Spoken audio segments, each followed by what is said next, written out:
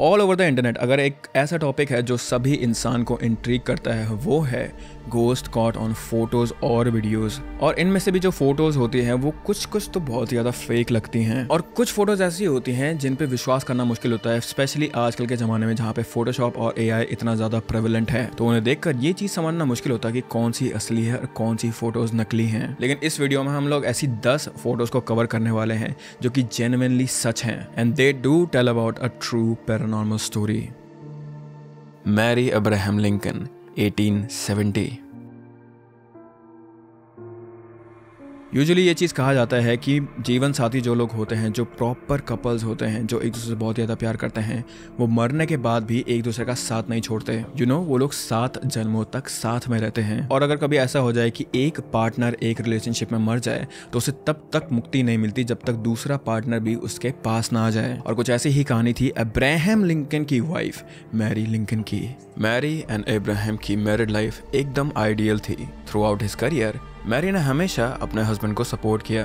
Educated होने की वजह से वो ज्यादातर वक्त अब्राहम के साथ ही व्हाइट हाउस में रहती थी as a social coordinator. Abraham भी मैरी से उतना ही प्यार करता था जितना मैरी उससे करती थी।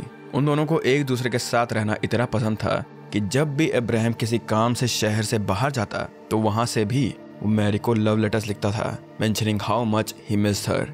इनफैक्ट अब्राहम के खून के दिन भी मैरी उसके बगल में ही बैठी थी। अब्राहम की मौत गोली लगने की वजह से हुई थी जब वो अपनी वाइफ मैरी के साथ एक थिएटर प्ले देखने गया था।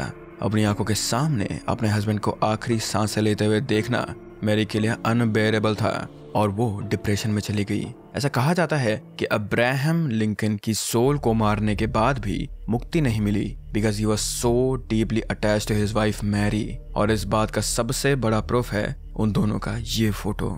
You can see Mary in this photo, black dress और ब्लैक रिबन पहने हुए। लेकिन जो चीज सबसे ज्यादा नोटिसेबल है वो है मैरी के हस्बैंड का apparition, जिनकी डेथ 7 साल पहले हो चुकी थी। But here you can clearly see him standing right beside her, जैसे कोई कपल फोटो खिंचा रहा हो। apparition का मतलब है मरे हुए इंसान की छवि, ब्लरी फिगर। जैसे हमें इस फोटो में अब्राहम लिंकन का ब्लरी फिगर नजर आ रहा है, बिल्कुल वैसे ही। स्टूडियो में जब ये फोटो क्लिक हुई तो मैरी वहां अकेले ही बैठी थी। बट सरप्राइजिंगली उस फोटो को डेवलप होने के बाद जब मैरी ने देखा शी वाज़न्ट शॉक्ड, क्योंकि उसने ये फोटो पर्पसफुली क्लिक करवाई थी। एक्चुअली मैरी को इससे पहले अपने कंधों पर किसी के हाथ एंड प्रेजेंस फील होता था। शी थॉट ये प्रेजेंस उसके हस्बैंड का ही है, लेकिन उसे एक प्रूफ चाहिए था कि ये सब उसका वहम नहीं है। अपने डाउट को कंफर्म करने के लिए और एक बार फिर अपने हस्बैंड से कनेक्टेड फील करने के लिए वो 1870 में एक ऐसे फोटोग्राफर के पास गई जो स्पिरिट फोटोग्राफी के लिए जाना जाता था, विलियम म्यूमलर। स्पिरिट फोटोग्राफी का मतलब होता है ऐसे फोटोज जो स्पेसिफिकली भूतों को कैप्चर करने के लिए क्लिक किए जाते हैं। ये फोटो भी उन्हीं में से एक है एंड ये फोटो घोस्ट फोटोज के सबसे अर्ली एग्जाम्पल्स में से एक माना जाता है। मैरी के लिए ये फोटो बहुत प्रेशियस थी, नोइंग कि उसका हस्बैंड अब्राहम अब भी उसके आसपास है। इस वजह से उसे एक तरह की सेफ्टी एंड कंफर्ट फील होता था। वो ये फोटो सिर्फ अपने क्लोज दोस्तों को ही दिखाती थी, लेकिन विलियम का इरादा कुछ और ही था। उसने इसकी और कॉपीज बनवाई और इसे बिजनेस के लिए काफी लोगों को बेच दिया, स्पेशली उन लोगों को जो उस वक्त घोस्ट पर रिसर्च कर रहे थे। लेटर ऑन ये फोटो एक कंट्रोवर्सी बन गई। कुछ लोगों का कहना था कि विलियम ने डबल एक्सपोजर टेक्निक से यानी 2 अलग अलग नेगेटिव कॉपीज मिलाकर ये फेक फोटो बनाई थी। इस एक्यूजेशन की वजह से विलियम पे कोर्ट केस भी हुआ था, लेकिन कोई कॉन्क्रीट एविडेंस नहीं मिला और वो अपना फोटोग्राफी का काम कंटिन्यू रखता गया। एंड ऐसे और भी कई फोटोज क्लिक किए जो या तो वक्त के साथ खो गए या फिर मीडिया में कभी सर्कुलेट ही नहीं हुए। But this one photo will always stand out because of Abraham Lincoln. Ghost of a Dog 1916। अब अगर घोस्ट की बात हो रही है तो दिस इज नॉट नेसेसरी कि सिर्फ हम ह्यूमन घोस्ट की ही बात करें। We are going to talk about human's best friend a dog. मुझे कमेंट सेक्शन में पक्का बताना ये चीज कि तुम में से कितने लोगों के पास पेट्स हैं, क्योंकि जिन भी लोगों के पास पेट्स हैं, स्पेशली जिनके पास डॉग्स हैं, वो इस स्टोरी से बहुत ही ज्यादा रिलेट कर पाएंगे। I am pretty sure. जब हमारा पेट, जो हमारे लिए सबसे बढ़कर होता है, रेनबो ब्रिज क्रॉस करता है तो वो फीलिंग किसी हार्ट ब्रेक से कम नहीं होती। जिन्हें रेनबो ब्रिज टर्म का मीनिंग नहीं पता, इसका मतलब है एक ऐसी जगह जाना जहां पेट्स अपने डेथ के बाद जाते हैं और वहां से अपने ह्यूमन से दोबारा मिलने का वेट करते हैं। It's a heaven for animals. लेकिन आज की स्टोरी में एक डॉग ने मरने के बाद भी अपने ह्यूमन का घर नहीं छोड़ा था। उसने वो रेनबो ब्रिज कभी क्रॉस करा ही नहीं था। अगस्त 1960 में जब वर्ल्ड वॉर 1 चल रहा था और लोगों की जिंदगी से खुशी के पल छीन लिए गए थे, तब थोड़ी सी खुशी पाने के लिए स्कॉटलैंड यार्ड के एक रिटायर्ड CID इंस्पेक्टर आर्थर ने अपने गार्डन में एक छोटी सी पार्टी रखी थी, just to enjoy the peace of his retired life. उसने अपने कैमरा से वहां के 2 लेडीज और एक मेड की फोटो खींची and then he went back to mingling with other guest. लेकिन जब वो फोटो प्रिंट हुई तब उसे फोटो में एक डॉग दिखाई दिया। ये स्ट्रेंज नहीं था कि उस फोटो में डॉग था, स्ट्रेंज बात ये थी कि वहां आया कोई भी गेस्ट अपने साथ डॉग लेकर नहीं आया था। और इससे भी ज्यादा स्ट्रेंज बात ये थी कि आर्थर के पास कभी कोई डॉग था ही नहीं। जब आर्थर ने वो फोटो गेस्ट को दिखाई और डॉग के बारे में पूछा तो सब हैरान रह गए थे, क्योंकि किसी ने भी पार्टी के दौरान कहीं भी कोई डॉग नहीं देखा था। ये फोटो सबके लिए एक मिस्ट्री बन गई थी।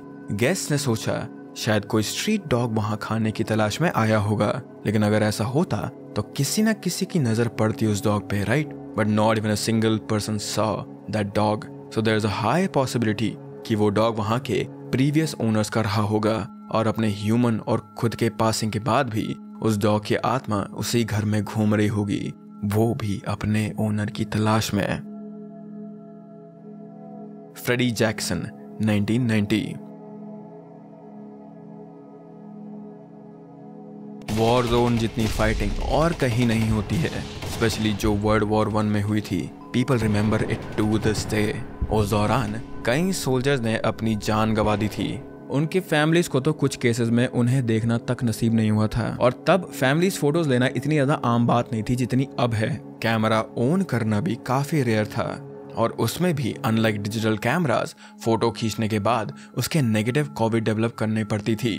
तब जाके डार्क रूम में फोटोग्राफिक पेपर पे इमेज प्रिंट होती थी। इतने लॉन्ग और एक्सपेंसिव प्रोसेस की वजह से गोस्ट की फोटो लेना तो और भी ज्यादा दूर की बात थी, और उस समय पे इंसानों की फोटो ही खिंचवाना बहुत ही ज्यादा बड़ी बात हुआ करती थी। पर स्टिल एक फोटो ऐसी है जिसमें सोल्जर के ग्रुप्स फोटो में एक डेड सोल्जर को देखा गया था।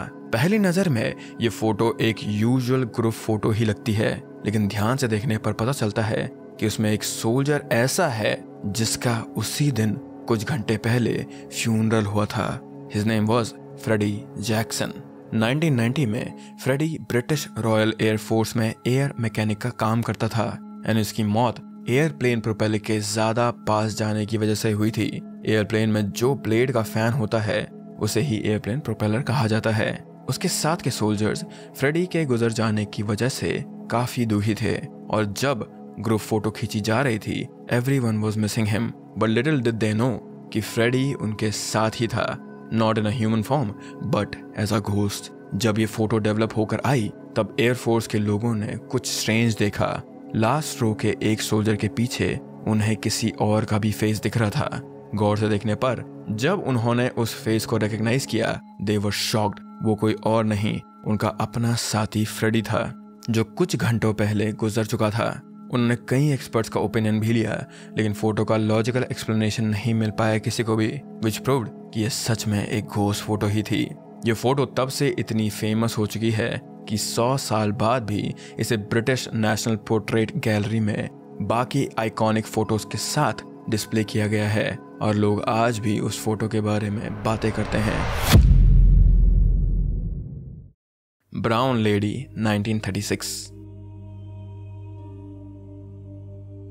नाउ जो ये फेमस घोस्ट फोटो है, इसको आपने पक्का हर एक घोस्ट फोटो कंपाइलेशन की वीडियो में देखा होगा। ये फोटो इंग्लैंड के रेनहैम हॉल की है, जिसे एक मैगजीन के फोटोग्राफर ने 1936 में क्लिक किया था। इस फोटो में एक औरत का एपरेशन साफ दिख रहा है। उस औरत को ब्राउन लेडी कहा जाता है because of her brown dress. लेकिन क्या ये स्टोरी उतनी ही सिंपल है जितनी लगती है? Well the answer to that thing is a no. Brown Lady की कहानी काफी ट्रेजिक थी। वो दरअसल ग्रेट ब्रिटेन की पहली प्राइम मिनिस्टर की बहन डोरथी वेलपोल थी। एक प्रेस्टिजियस फैमिली की मेंबर होने की वजह से डोरथी की शादी एक उतने ही प्रेस्टिजियस आदमी से हुई जो सेक्रेटरी ऑफ स्टेट था। लेकिन जितना सब कुछ बाहर से परफेक्ट दे रहा था, अंदर से डोरथी की लाइफ बिल्कुल भी अच्छी नहीं थी। उसका हस्बैंड सिर्फ अपने स्टेटस के लिए नहीं बल्कि अपने गुस्से के लिए भी जाना जाता था। और हद तो तब हो गई थी जब उसने डोरथी के एलिजिड एक्स्ट्रा मैरिटल अफेयर के बारे में पता चला। बिना उसकी कोई बात सुने उसने डोरथी को रेनहैम हॉल के एक कमरे में बंद कर दिया, जबकि सच ये था कि डोरथी को इस अफेयर में जानबूझकर फंसाया गया था। एज अ पनिशमेंट डोरथी को अपने बच्चों से मिलना भी अलाउड नहीं था। वो पूरी तरह से अकेली हो चुकी थी। उसकी जिंदगी एक नरक बन गई थी। आखिरकार 1726 में उसकी स्मॉल पॉक्स बीमारी से मौत हो गई, पर वो अपनी आखिरी सांस तक उस घर से बाहर नहीं निकल पाई। फ्यूनरल के बाद सब उसे भूल गए, लेकिन 1835 में जब उसी हॉल में क्रिसमस पार्टी के लिए डोरथी के हस्बैंड ने कुछ गेस्ट इनवाइट किए थे, तो उनमें से 2 गेस्ट ने पहली बार डोरथी का घोस्ट देखा था। सैडली वो मरने के बाद भी उस जगह से बाहर नहीं निकल पाई थी। उस इंसिडेंट के बाद वहां के स्टाफ ने भी बार बार डोरथी को देखा था। उन्हें इतना डर लगता था कि कई लोगों ने तो नौकरी भी छोड़ दी थी। 1936 में जब एक मैगजीन का फोटोग्राफर रेनहैम हॉल की फोटोज खींचने आया था, तब उसने एक ब्लरी फिगर को अपने पास आते हुए देखा था। आउट ऑफ क्यूरियोसिटी उसने तुरंत एक फोटो क्लिक की और फोटो क्लिक होते ही वो फिगर वहां से गायब हो गया। जब फोटो डेवलप होकर मैगजीन में पब्लिश हुई, तब लोगों ने सिर्फ इसी के बारे में बात की थी। वैसे तो फोटो में कौन है ये क्लियरली दिख नहीं रहा है, लेकिन people connected the dots and realize कि ये फोटो डोरथी की ही है। ये इतना फेमस हुआ कि इस साइटिंग पर बाद में 2 पेज की कॉमिक स्टोरी भी पब्लिश हुई थी, the Grim Lady of Raynham Hall. Spirit of a child 1947।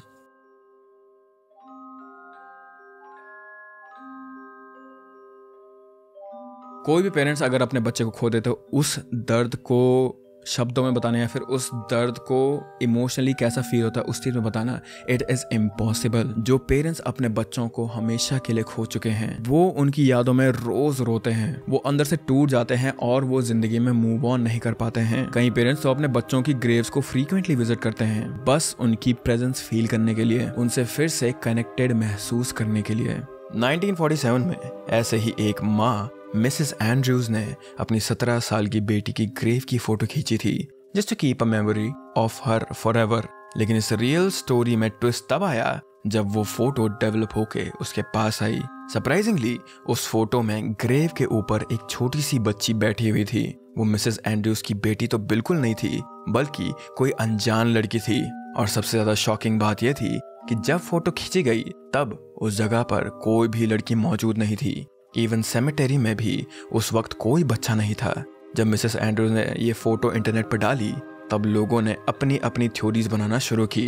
किसी ने कहा शायद वो उनकी बेटी ही हो बेबी फेज में। किसी ने कहा कि वो फोटो में जो लड़की है वो सेमेटेरी के आसपास के किसी और ग्रेव की आत्मा हो सकती है। और यही दूसरी थ्योरी मिसेस एंड्रयूज को भी सही लग रही थी। 1990 में एक पैरानॉर्मल इन्वेस्टिगेटर वहीं सेम ग्रेव देखने आया, तो उसने देखा कि वहीं पास में 2 छोटी बच्चों की भी ग्रेव थी।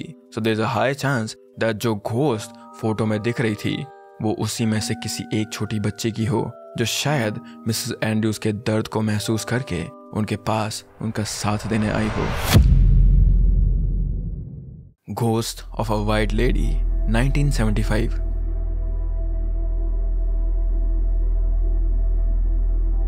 ब्राउन लेडी की तरह ही इंग्लैंड के एक और दूसरे कोने से हमें मिली है एक haunting yet a peaceful story. ये फोटो 1975 में ली गई थी एक पुराने वॉर्स्टेड चर्च के अंदर। फोटो के फर्स्ट बेंच पर एक औरत बैठी हुई थी और ये फोटो उसके हस्बैंड पीटर ने खींची थी। चर्च में उस वक्त ये दोनों ही थे और पूरी जगह बिल्कुल खाली थी।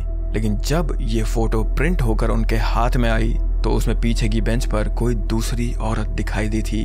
वो औरत कोई इंसान नहीं थी बल्कि एक घोस्ट थी। पीटर ने जब ये फोटो उन लोगों को दिखाई जो लोग चर्च में रेगुलरली आते थे, तो उनमें से कुछ लोगों ने तुरंत उस फोटो में बैठी हुई दूसरी औरत को पहचान लिया। उन्होंने बताया कि वो औरत पहले भी वहां दिखाई देती थी और पिछले 100 सालों से वो उसी चर्च में घूम रही है। पर ये घोस्ट किसी को डराती नहीं थी, न कभी किसी को कोई नुकसान पहुंचाती थी। इसलिए लोग उसे एक हीलर के रूप में देखते थे, बिकॉज वो सिर्फ उन्हीं लोगों को दिखाई देती थी जिन्हें इमोशनली या फिजिकली ठीक होने की जरूरत होती थी। This was true even in Peter's case. जिस वक्त पीटर ने ये फोटो क्लिक की थी तब उसकी वाइफ सच में बीमार थी और दवाइयां ले रही थी। लोग कहते हैं कि उस औरत का प्रेजेंस उनके लिए एक डिवाइन एनर्जी की तरह था, जो क्वाइटली उन्हें बस कंफर्ट करने आई थी वहां, और इसी वजह से लोग इस घोस्ट को बोलते हैं व्हाइट लेडी। लेकिन पीटर और उसकी वाइफ के लिए वो दिन किसी हॉन्टिंग मेमोरी से कम नहीं था, एक ऐसी मेमोरी जो वो जिंदगी भर नहीं भुला पाए। उसी व्हाइट लेडी को लेकर एक और स्टोरी भी फेमस है। 1830 में एक आदमी भूत जैसा कुछ नहीं होता ये साबित करने के लिए वॉरस्टेड चर्च में पूरी रात रुका था। रात भर सब कुछ नॉर्मल था, उसे कुछ एरी महसूस नहीं हुआ। लेकिन अगली सुबह जब वो चर्च से निकलने लगा तो उसने उसी व्हाइट लेडी को बेंच के पास खड़ा देखा था, उसी जगह जहां पीटर ने उसे फोटो में कैप्चर किया था। वो आदमी पूरी तरह शॉक था, he was trembling, and तब उसने माना yes, ghosts do exist। आज की डेट में वो वॉरस्टेड चर्च को एक पब में कन्वर्ट कर दिया गया है, लेकिन जो लोग उस जगह को रेगुलरली विजिट करते थे उन्हें आज भी व्हाइट लेडी, उसका ऑरा और वो फोटो याद आती हैं। Amityville ghost 1976। घोस्ट की बात हो रही हो तो सबसे पहला थॉट आता है द कंज्यूरिंग के एड एंड लोरेन वॉरेन का। वो दोनों 70s के वक्त के पैरानॉर्मल इन्वेस्टिगेटर्स थे जो किसी भी जगह भूतों के प्रेजेंस को फील कर सकते थे और जरूरत पड़ने पर उन्हें वहां से भगा भी देते थे।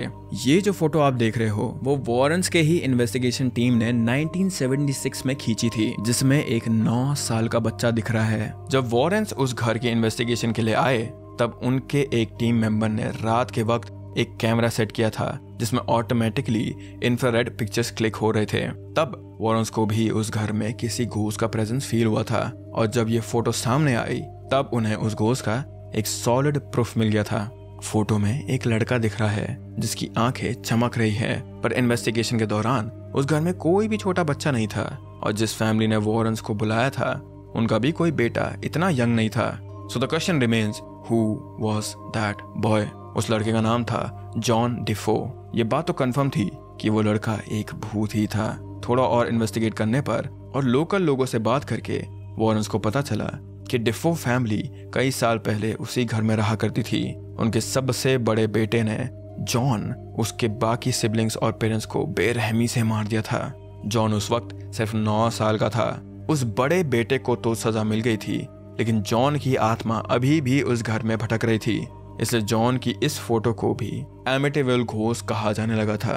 तब कुछ लोग जो भूतों में विश्वास नहीं करते थे उन्होंने ये भी कहा कि ये लड़का जॉन नहीं, वॉरेन्स की टीम का मेंबर पॉल था जो इन्वेस्टिगेशन के दौरान वहां मौजूद था, और उसकी फोटो कोइंसिडेंटली क्लिक हो गई। लेकिन अगर आप पॉल की असली फोटो देखते हो तो यू कैन क्लियरली सी कि पॉल इतना छोटा नहीं था जितना वो लड़का फोटो में दिख रहा था, विच प्रूव्स कि या तो वो लड़का जॉन था या फिर कोई और। Guardian angel 1988। भूतों के बारे में बहुत सारी थ्योरीज होती हैं। कुछ भूत लोगों को परेशान करते हैं, कुछ भूत एक ही जगह पे फंसे हुए होते हैं, और कुछ भूत ऐसे भी होते हैं जो लोगों की मदद करते हैं, उनकी जान तक बचा देते हैं। ऐसे भूतों को ही हम गार्डियन एंजल्स कहते हैं, जिनमें से कुछ तुम्हारे अपने हो सकते हैं और कुछ बस अनजान सा फरिश्ता। ऐसी ही एक गार्डियन एंजल की स्टोरी आज हम सुनने वाले हैं। 1988 में रोज बेनेवेनुतो नाम की एक लड़की की जान मिरेकलसली बच गई थी। वो अपने कार से घर जा रही थी जब रास्ते के बीच में उसे एक कुत्ता दिखाई दिया।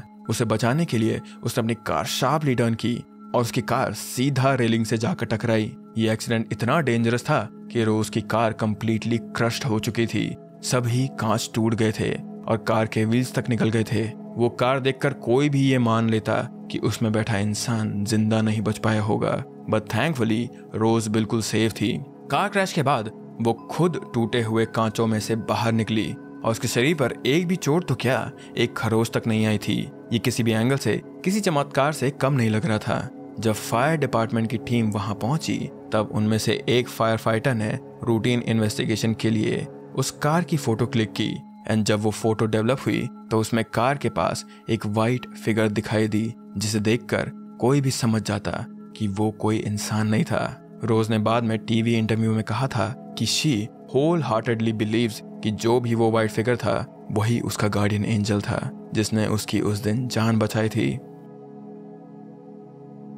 Grandfathers ghost 1997। I'm pretty sure कि हम में से कई सारे लोग अपने ग्रैंड पेरेंट्स से बहुत ज़्यादा अटैच्ड होंगे और बचपन में अपने नाना नानी दादा दादी के साथ बिताए हुए जो भी मेमोरीज लोगों के होते हैं वो बड़े होके भी लोग भुला नहीं पाते हैं, because it is always a comfort place for a lot of people. बिल्कुल इसी तरह डेनिस नाम की एक लड़की अपने नानी से काफी अटैच थी। उन दोनों का बॉन्ड काफी डीप था और उसी को चेरिश करने के लिए उसने अगस्त 1997 में अपनी नानी की एक प्यारी सी मुस्कुराती हुई फोटो ली। उस फोटो को डेनिस ने अपने पेरेंट्स के थ्रू सभी रिलेटिव्स को भेज दिया था ताकि सबके पास वो मेमोरेबल फोटो हो। रियली सभी रिलेटिव्स को वो फोटो बहुत पसंद आई थी। They could feel grandma's warmth through that photo. वक्त के साथ साथ सभी उस फोटो को भूल गए और डेनिस की नानी की भी बुढ़ापे की वजह से डेथ हो गई थी। But this story doesn't and here. 2000 में क्रिसमस के दिन जब सब फैमिली मेंबर्स एक साथ थे तब उन्होंने पुराना फैमिली एल्बम खोला। सब लोग ओल्ड फोटोज देखकर एंजॉय कर रहे थे, पुरानी मेमोरीज वापस जी रहे थे। पर तब सबकी नजर नानी की उसी पुरानी फोटो पर गई और इस बार उन्होंने उस फोटो में कुछ और भी नोटिस किया। उस फोटो में डेनिस की नानी अकेली नहीं थी, उनके साथ उनके हस्बैंड यानी डेनिस के नाना जी भी थे जो उनके पीछे खड़े थे।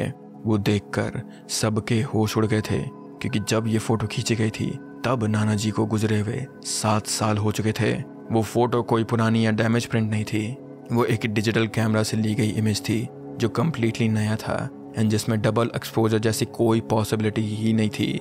सो द क्वेश्चन रिमेन्स, डेनिस के नाना जी उस फोटो में कैसे आए? Was it just some technical glitch or he came back just to see his wife?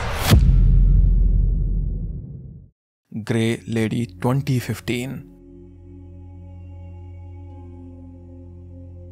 ये इस सीरीज की सबसे आखिरी और मोस्ट स्पाइन चिलिंग फोटो है और ये सबसे ज्यादा रीसेंट घोस्ट साइटिंग भी है जो फरवरी 2015 में हुई थी। और इस फोटो को हॉली नाम की एक लड़की ने अपने आईफोन में क्लिक करा था। इस फोटो में लेफ्ट साइड में जो लड़की खड़ी है वो हॉली की कजन थी जो उस वक्त वहां अकेले घूम रही थी। हॉली ने सिर्फ अपनी कजन की फोटो क्लिक की थी, लेकिन जब उसने आईफोन में फोटो ओपन की तो उसमें एक टॉल ग्रेइश औरत भी नजर आ रही थी जो उसके कजन के बिल्कुल साइड में खड़ी थी। वो कोई नॉर्मल इंसान नहीं थी, वो ग्रे लेडी थी। उस ग्रे लेडी की कहानी अराउंड 1500 से शुरू होती है। उसका असली नाम था सिबिल पेन। वो कई सालों तक इंग्लैंड के रॉयल फैमिली के लिए एज अ सर्वेंट नर्स काम करा करती थी। 1562 में जब क्वीन एलिजाबेथ फर्स्ट को स्मॉल पॉक्स हुआ था तब सिबिल ने ही उनकी देखभाल की थी और क्वीन पूरी तरह से रिकवर भी हो गई थी। बट सैडली सिबिल को वो इन्फेक्शन लग गया और उसी ईयर उसकी डेथ हो गई थी। सिबिल के इतने सालों के डिवोशन एंड सर्विस के लिए उसे पैलेस के पास वाले हैम्पटन चर्च के नजदीक ही दफनाया गया था। एवरीवन थॉट कि ऐसा करने से उसकी आत्मा को शांति मिल गई होगी, बट एवरीथिंग चेंज्ड इन 1829 जब चर्च को रेनोवेट करने के लिए सिबिल का टोम डिस्टर्ब किया गया। तब से उसका गोश्त पैलेस और चर्च में नजर आने लगा था। शॉकिंगली रेनोवेशन के वक्त जब सिबिल का टोम खोला गया तो वहां सिबिल का स्केलेटन या बॉडी थी ही नहीं, सिर्फ थोड़े बाल और एक हेयर पिन मिली थी वहां लोगों को, जैसे कि उसकी बॉडी को वहां कभी दफनाया ही ना गया हो। बाद में पता चला कि उसकी बॉडी को सीक्रेटली होली ट्रिनिटी चैंसल में शिफ्ट किया गया था on her husband's request. But CIBIL का घोस्ट हैम्पटन चर्च में ही कैद हो गया था। हु नोज, शायद वो उसकी बॉडी को मूव करने का ही नतीजा था। ग्रे लेडी की वजह से हैम्पटन चर्च में इतना ज्यादा डर पैदा हो गया था कि लोग वहां आना तक अवॉइड करने लगे थे। 2000s में रिचर्ड्स नाम के एक साइकोलॉजिस्ट ने ग्रे लेडी की मिस्ट्री टेस्ट करने के लिए एक साइकोलॉजिकल एक्सपेरिमेंट कंडक्ट किया। उसने कुछ लोगों का एक ग्रुप बनाया जिसमें आधे लोग गोस्ट बिलीवर्स थे और आधे नॉन बिलीवर्स। उन्हें पूरा दिन उस पैलेस में रखा गया। जैसे रिचर्ड ने सोचा था, गोस्ट बिलीवर्स को तो स्कैरी एक्सपीरियंस आया ही था, but to his shock non believers ने भी स्ट्रेंज एक्सपीरियंसेस बताए थे वहां, जैसे कि दीवारों से स्पिनिंग व्हील्स की लाउड आवाजें आना और ग्रे लेडी का भूत दिखना। सिमिलरली 2003 में पैलेस के सीसीटीवी फुटेज में से एक grey figure fire door open करते हुए दिखाई दी थी सिक्योरिटी स्टाफ को पहले लगा कि उनमें से ही कोई प्रैंक कर रहा था उनके साथ, but that was not true. सभी गार्ड्स ने उस दिन ऐसी कोई हरकत नहीं की थी and once again Grey Lady एक मिस्ट्री बन के रह गई। तो ये थी वर्ल्ड की सबसे ज्यादा मिस्टीरियस 10 घोस्ट फोटोज और उनसे जुड़ी हुई अनसेटलिंग स्टोरीज उनकी। Now it's up to you guys कि आप लोग इन फोटोज पर और भूतों में कितना ज्यादा विश्वास करते हो। But one things for sure, चाहे ब्राउन लेडी हो, ग्रे लेडी हो या डॉग का घोस्ट हो, कैमराज एंड मोबाइल फोन हर किस्म के भूत को कैप्चर कर लेते हैं। It's up to people to believe and derive their own conclusions about these photos. But what do you think about it? Or do you also have a ghost photograph?